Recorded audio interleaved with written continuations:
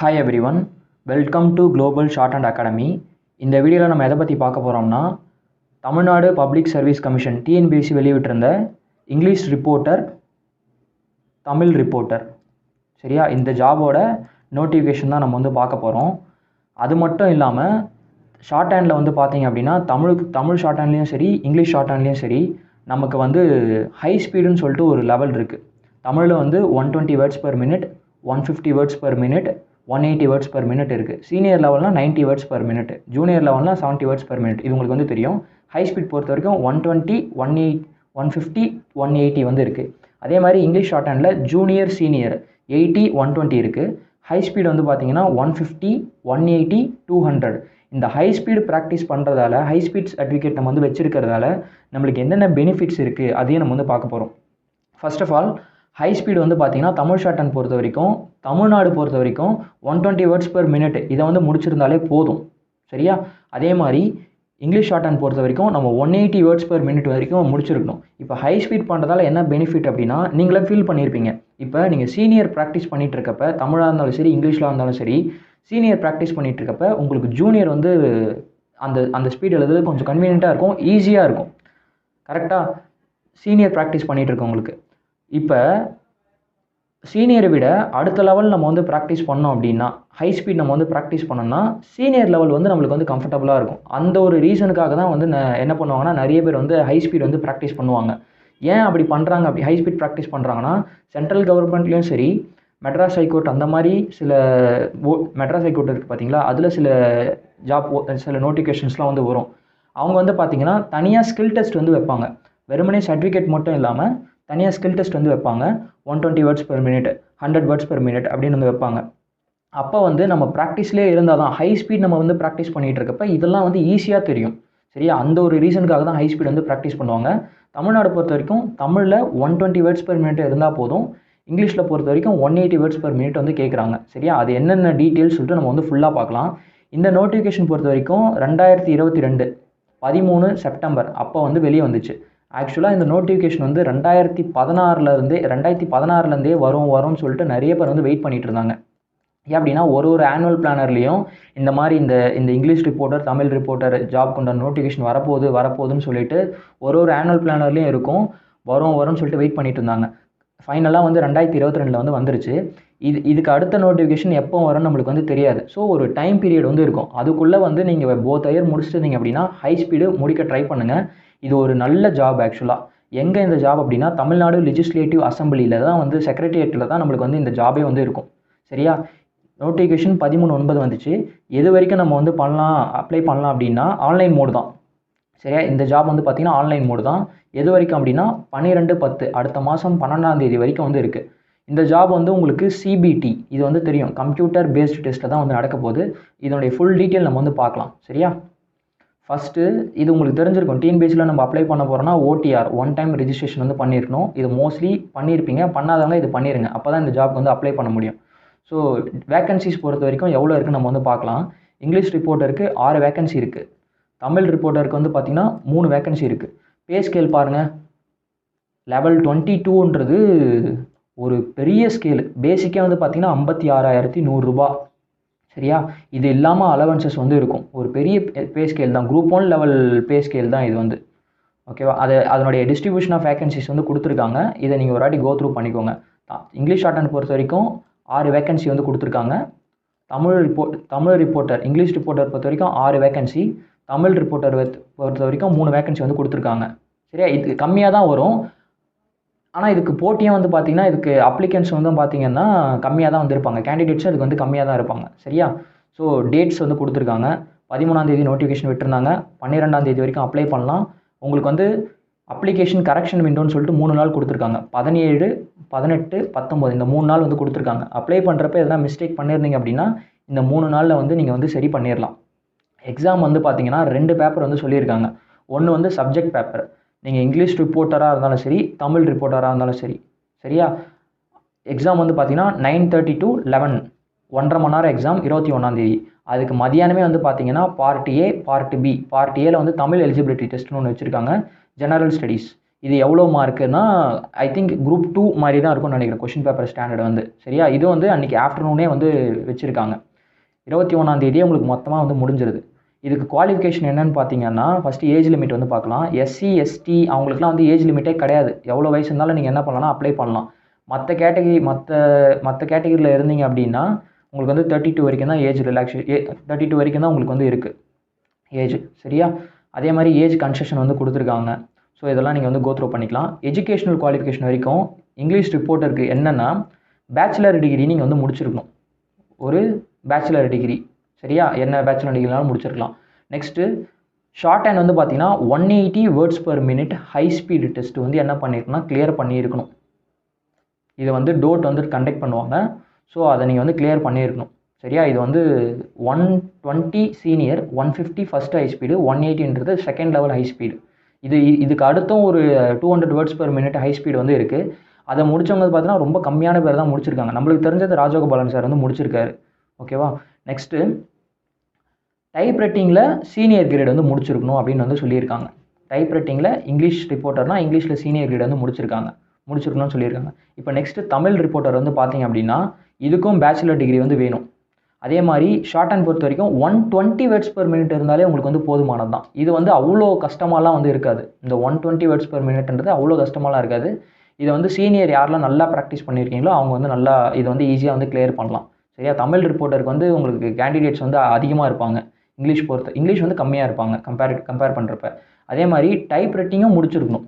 Type writing வந்து Tamil senior கிட்ட வந்து முடிச்சிருக்கணும். சரியா, நெக்ஸ்ட்டு இது 10th 12th அதுக்கப்புறம் பேச்சுலர் டிகிரி இந்த ஸ்டாண்டர்டில் வந்து முடிச்சிருக்கணும் அப்படின்ற மாதிரி சொல்லியிருக்காங்க. சரியா, மற்ற டீட்டெயிலாக வந்து பாருங்கள். ஃபிசிக்கல் ஃபிட்னஸ்னால் எல்லாமே மற்ற என்ன எக்ஸாமுக்கும் இருக்கிற மாதிரி தான். உங்களுக்கு தமிழ் நாலேஜ் கண்டிப்பாக வந்து இருக்கணும். இந்த 2 வேக்கன்ட் இது வந்து பொறுத்த வரைக்கும், இந்த 2 ஜாப் பொறுத்த வரைக்கும். சரியா, அதே மாதிரி ஓடிஆர் ரெஜிஸ்ட்ரேஷனுக்கு 150. இதுக்கு எக்ஸாமினேஷன் ஃபீஸ் வந்து பார்த்தீங்கன்னா 200 வந்து கொடுத்துருக்காங்க. இது யாருக்கெல்லாம் வந்து ஃபீஸ் கன்செஷன் இருக்குன்னு நீங்கள் வந்து பார்த்துக்கோங்க. இது உங்களுக்கு வந்து தெரிஞ்சது தான். இது நீங்கள் வந்து பாருங்கள். நெக்ஸ்ட்டு ஆன்லைனில் தான் வந்து ஃபீஸ் பே பண்ணணும்னு சொல்லியிருக்காங்க. ஆஃப்லைனில் நீங்கள் என்ன பண்ணக்கூடாது, ஃபீஸ் வந்து பே பண்ணக்கூடாது. டிமாண்ட் டிராஃப்ட் எடுத்து அனுப்புகிறேன், போஸ்டல் ஆர்டர் அனுப்புகிறேன் அப்படிலாம் நீங்கள் வந்து பண்ணக்கூடாது. ஒன்லி ஆன்லைன் மட்டும்தான், ஆன்லைன் மோடில் மட்டும்தான் வந்து பண்ணணும். சரியா, நெக்ஸ்ட்டு கன்செஷன்ஸ் வந்து கொடுத்துருக்காங்க, அதை நீங்கள் வந்து பார்த்துக்கலாம். நெக்ஸ்ட்டு கொஷின் பேப்பரோட இது வந்து சொல்லியிருக்காங்க. ஃபஸ்ட்டு பேப்பர் வந்து சப்ஜெக்ட் ஓரியன்டு. இது என்ன சப்ஜெக்ட்னு சொல்லிட்டு சில பேர் வந்து கன்ஃபியூஸ் ஆகலாம். நம்ம தமிழ் ஷார்ட் ஹேண்ட்லேயும் சரி இங்கிலீஷ் ஷார்ட் ஹேண்ட்லேயும் சரி பேசிக்ஸ் படிக்கிறோம்ல, பேசிக் லெசன்ஸ். தமிழ் ஷார்ட் ஹேண்ட் பொறுத்த வரைக்கும் 28 சாப்டர்னு நினைக்கிறேன். இங்கிலீஷ் ஷார்ட் ஹேண்ட் பொறுத்த வரைக்கும் 34 சாப்டர். பேசிக்ஸ் ரூல்ஸ் அண்ட் ரெகுலேஷன்ஸ்லாம் நம்ம வந்து படிப்போம்ல, அதை பேஸ் பண்ணி தான் இந்த 150 மார்க்ஸ்க்கு எக்ஸாம் வந்து அவங்க வந்து நடத்துவாங்க. இது 1.5 மணி நேரம்.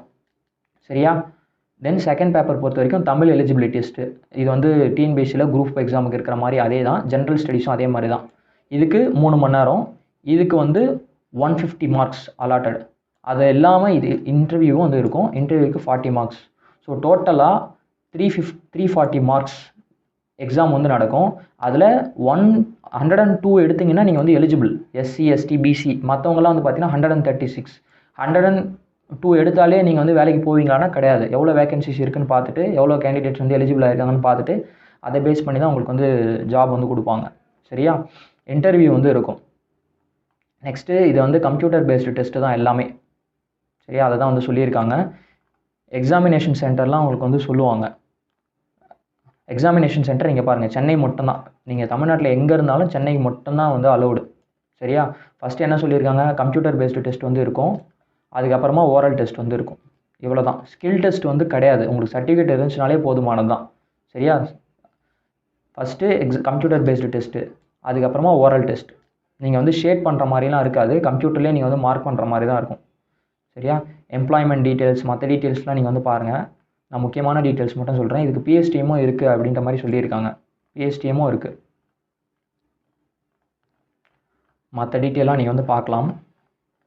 சரியா, ஸோ இது வந்து ஒரு one of the high scale pay. சரியா, ஹை பே ஸ்கேல் வந்து இருக்கிற ஒரு ஜாப் தான் இது. வந்து ஹை ஸ்பீட் பண்ணுறவங்க, ஹை ஸ்பீட் பண்ணணுமான்னு கேட்குறவங்களுக்கு பண்ணலாம். உங்களுக்கு டைம் இருந்துச்சுன்னா நீங்கள் வந்து ஹை ஸ்பீட் பண்ணலாம். இந்த மாதிரி ஜாப்லாம் வந்து இருக்குது. சரியா, எப்படி அப்ளை பண்ணுறது மொத்த டீட்டெயிலும் வந்து கொடுத்துருக்காங்க. இதெல்லாம் நீங்கள் வந்து பாருங்கள். சரியா, சர்டிஃபிகேட்ஸ் எப்படி அப்லோட் பண்ணணும் எல்லாமே வந்து இவங்க வந்து டீட்டெயில்டாக வந்து கொடுத்துருக்காங்க. 12ஆம் தேதி தான் லாஸ்ட் டேட்டு. சரியா? அதுக்கப்புறமா 17ஆம் தேதியிலேருந்து 19ஆம் தேதி வரைக்கும் உங்களுக்கு வந்து என்ன சொல்லியிருக்காங்க அப்படின்னா கரெக்ஷன் பண்ணுற பீரியட் உங்களுக்கு. சரியா? அதுக்கப்புறம் ஏதோ டாக்குமெண்ட்ஸ் அப்லோட் பண்ணுறது 9/12/2022 அதுக்குள்ளே வந்து டாக்குமெண்ட்ஸ் வந்து அப்லோட் பண்ணணும்னு சொல்லியிருக்காங்க. இது அப்ளிகேஷன் முடிஞ்சவொடனே அவங்க வந்து சொல்லுவாங்க. சரியா? மற்ற டீட்டெயிலாம் ஆல்ரெடி சொல்கிற மாதிரி தான். ஸ்டெனோகிராஃபி பாருங்கள். சிலபஸ் என்னென்னா இதுக்கு importance of stenography, consonants, grammalogues, phraseography, circles and loops, initial and final loops இதை பேஸ் பண்ணி இருக்கும். அதே மாதிரி யூனிட் 2ல் வந்து பார்த்தோன்னா compound consonants, halving principle, doubling principle, medial semicircle. அதே மாதிரி unit 3 prefixes and negative words, suffixes and terminations, contractions, special contractions. அப்புறம் unit 4 advanced phraseography, intersections, usage of political phrases, usage of legal phrases இது வரைக்கும் இருக்கும். Unit 5 வந்து பார்த்தீங்கன்னா note taking and transcription, legislature reporting, techniques for improving speed இதெல்லாம் வந்து நம்மளுக்கு அந்த பட்ஜெட் புக்லேயே வந்துருக்கும். அதே மாதிரி தமிழ் ஸ்டெனோகிராஃபிக்கும் வந்து பார்த்தீங்கன்னா கொஷின்ஸ் வந்து இருக்குது. இதெல்லாம் நீங்கள் வந்து என்ன பண்ணிக்கலாம்னா பார்த்துக்கலாம். சரியா? ஸோ இந்த ஜாப் வந்து ஹை ஸ்பீட் முடித்தவங்க வந்து அப்ளை பண்ணுங்கள். திரும்பி இந்த நோட்டிஃபிகேஷன் வரப்போ நம்ம அப்ளை பண்ணுற மாதிரி இருக்கணும் அப்படின்னா நீங்கள் இப்போத்துலேருந்து என்ன பண்ணுங்கள், ஹை ஸ்பீடு ப்ராக்டிஸ் பண்ணி கிளியர் பண்ணலாம். சரி, ஹை ஸ்பீடு வந்து டெய்லி எப்படி சீனியருக்கு ப்ராக்டிஸ் பண்ணணுமோ அதே மாதிரி ஹை ஸ்பீடுக்கு வந்து ப்ராக்டிஸ் பண்ணலாம், பாஸ் பண்ணிடலாம். சரியா? ரொம்ப நம்ம கொஞ்சம் இன்டெலிஜென்ட்டாக அது வந்து ப்ராக்டிஸ் பண்ணணும். சரியா? ஃபுல் ஸ்ட்ரோக்ஸ்லாம் நம்ம வந்து போட்டுட்ருக்கூடாது. இன்டெலிஜென்ட்டாக வந்து ப்ராக்டிஸ் பண்ணணும். எங்கன்னா யாருன்னா நல்லா சொல்லித்தரவங்க இருந்தாங்க அப்படின்னா ஆல்ரெடி ஹை ஸ்பீட் முடித்தவங்க அவங்கக்கிட்ட கைடன்ஸ் வாங்கி நீங்கள் என்ன பண்ணுங்கள் அப்படின்னா ப்ராக்டிஸ் பண்ண ஆரம்பிங்க. சரியா? அதே மாதிரி ஜென்ரல் பார்ட்டு பேப்பர் 2க்கு வந்து ஜென்ரல் ஸ்டடீஸ்க்கு வந்து கொடுத்துருக்காங்க டிகிரி ஸ்டாண்டர்டில். இது வந்து குரூப் 2 சிலபஸ் தான். இதெல்லாம் உங்களுக்கு ஆல்ரெடி தெரிஞ்சது. இதை ஒரு வாட்டி கோ த்ரூ பண்ணுங்கள். இதனுடைய வெப்சைட் லிங்க் வந்து நான் வந்து ஷேர் பண்ணுறேன். இந்த நோட்டிஃபிகேஷனை நான் வந்து டிஸ்கிரிப்ஷனில் நான் வந்து ஷேர் பண்ணுறேன். இதை வந்து பார்த்துக்கோங்க. இது ஒரு அவேர்னஸ் வீடியோ தான். சரியா? இந்த ஹை ஸ்பீடு முடித்தோம் அப்படின்னா இந்த ஒரு ஜாப் ஆப்பர்ச்சுனிட்டியாக வந்து இருக்குது. என்னென்ன சர்டிஃபிகேட்ஸ் அப்லோட் பண்ணணும்னு நீங்கள் வந்து சொல்லியிருக்காங்க. இதை ஃபுல்லாக நீங்கள் ஒரு வாட்டி என்ன பண்ணுங்கன்னா பாருங்கள். என்ன சர்டிஃபிகேட் ஃபார்மேட் என்ன எப்படி இருக்கணும் இது எல்லாமே வந்து அவங்க என்ன பண்ணியிருக்காங்கன்னா டீட்டெயில்டாக கொடுத்துருக்காங்க. சரியா? டீட்டெயில்டாக வந்து பாருங்கள். எப்படி வந்து இந்த கம்ப்யூட்டர் பேஸ்டு டெஸ்ட் இருக்கணும் அதெல்லாம் கூட டீட்டெயிலாக வந்து கொடுத்துருக்காங்க. சரியா? ஸோ இந்த நோட்டிஃபிகேஷன்ஸ் நீங்கள் தரவாக பார்த்தீங்க அப்படின்னாலே உங்களுக்கு வந்து ஒரு ஒரு கிளாரிட்டி வந்து கிடச்சிரும். திரும்பியும் லாஸ்ட்டில் ஒரு வாட்டி கொடுத்துருக்காங்க டைம்லைன், டென்டேட்டிவ் டைம்லைன், தற்காலிகமாக ஒரு டைம்லைன் கொடுத்துருக்காங்க. இதுபடி தான் ரெக்ரூட்மெண்ட் ப்ராசஸ் நடக்கணும் வந்து சொல்லியிருக்காங்க. லாஸ்ட் டேட்டு 12/10 அப்ளை பண்ணுறது. சரியா? கரெக்ஷன் விண்டோ 17, 18, 19 இந்த 3 நாள். டாக்குமெண்ட்ஸ் அப்லோட் பண்ணுறது 9/12/2022 அதுக்குள்ளே பண்ணிடணும். ரிசல்ட் வந்து எக்ஸாம் வந்து 21 அப்படின்ற மாதிரி சொல்லியிருக்காங்கல்ல, 21ஆம் தேதி சொல்லியிருக்காங்க, 21/12 நினைக்கிறேன். சரியா? முன்னாடி சொல்லியிருக்கேன், அதை பாருங்கள். எக்ஸாமினேஷன் ரிசல்ட் வந்து Februaryயில் வரும். சர்டிஃபிகேட் வெரிஃபிகேஷன் மார்ச்சில் நடக்கும். கவுன்சிலிங் 2023 நடக்கும். இது வந்து குரூப் 1, குரூப் 2, குரூப் 3 மாதிரி நிறைய பேர் வந்து அப்ளை பண்ண மாட்டாங்க. ஸோ அதனால் ரெக்ரூட்மெண்ட் ப்ராசஸ் வந்து அவங்க சொன்ன மாதிரி கடன்னு முடிஞ்சிடும். சரியா? ஸோ இப்போ உங்களுக்கு ஹை ஸ்பீட் பண்ணுறதால என்ன ஒரு பெனிஃபிட்னு சொல்லிட்டு உங்களுக்கு ஒரு கிளாரிட்டி கிடச்சிருக்கும். கரெக்டாக? ஸோ கரெக்டாக வந்து ஹை ஸ்பீட் பண்ணணும்னு நினைக்கிறவங்க ப்ராக்டிஸ் பண்ணுங்கள். சரியா? முடிச்சிட்டிங்க அப்படின்னா இந்த ஜாப்குள்ளே போயிட்டிங்க அப்படின்னா உங்களுடைய லைஃப் ஸ்டைலே வந்து வேறு மாதிரி இருக்கும். ஒரு நல்ல சொசைட்டியில் வந்து உங்களுக்கு ஒரு நல்ல ரெஸ்பெக்ட் இருக்கும். சரியா? ஈவன் நானுமே வந்து இந்த எக்ஸாம்ஸ்லாம் வந்து ப்ரிப்பேர் பண்ணிகிட்டு இருக்கேன், ஹை ஸ்பீட் வந்து முடிக்கணும் அப்படின்னு சொல்லிட்டு. ஸோ ஹை ஸ்பீட் ப்ரிப்பேர் பண்ணணும்னு நினைக்கிறவங்க கரெக்டாக வந்து ப்ராக்டிஸ் பண்ணுங்கள். சரியா? All the very best. நம்ம அடுத்த வீடியோவில் நம்ம வந்து பார்க்கலாம். தேங்க்யூ.